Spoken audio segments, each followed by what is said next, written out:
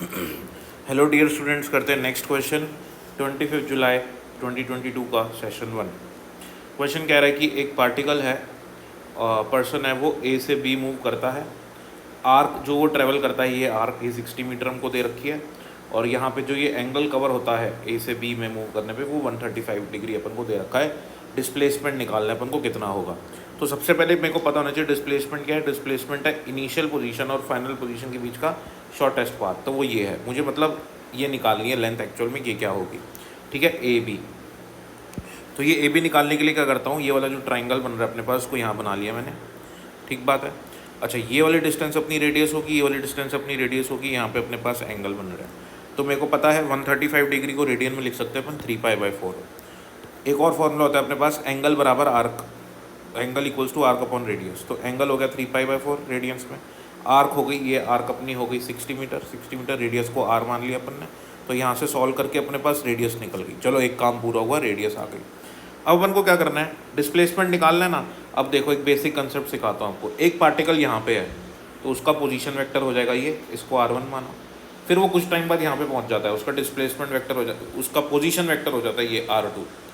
ठीक है ना, पहले पोजीशन ये थी, अब पोजीशन ये है। तो फिर उसका अगर मेरे को डिस्प्लेसमेंट वेक्टर निकालना है तो क्या करना पड़ेगा, r2 वेक्टर को r1 वेक्टर से माइनस कर दो, तो आपके पास क्या आ जाएगा, डिस्प्लेसमेंट वेक्टर आ जाएगा। सेम यहाँ पे भी करना है। तो ये ओरिजिन मान लो, तो ये वाला वेक्टर हो जाएगा आपके पास r1 वेक्टर। ठीक है ना, और ये हो जाएगा आपके पास r2 वेक्टर। तो डिस्प्लेसमेंट वेक्टर कैसे निकलेगा, r2 माइनस r1। तो r2 अपने पास हो गया OB वेक्टर, r1 वेक्टर हो जाएगा अपने पास OA वेक्टर। तो OB vector minus OA vector का अपन को मॉड्यूलस चाहिए, मॉड वैल्यू चाहिए वेक्टर की। तो वेक्टर की मॉड वैल्यू क्या होती है यानी कि उसका रिजल्टेंट हो गया। तो दोनों वेक्टर, ये वाला वेक्टर और ये वाला वेक्टर, दोनों का मॉड तो आर आ रही है ना। मॉड वैल्यू तो दोनों वेक्टर्स की आ रही है। तो a², अगर दो वेक्टर्स को ऐड करते हैं तो उनका रिजल्टेंट क्या निकलता है, मॉड वैल्यू आती है a² + b² + 2ab cos theta. Subtract करेंगे तो यहाँ पे माइनस आ जाता है बस।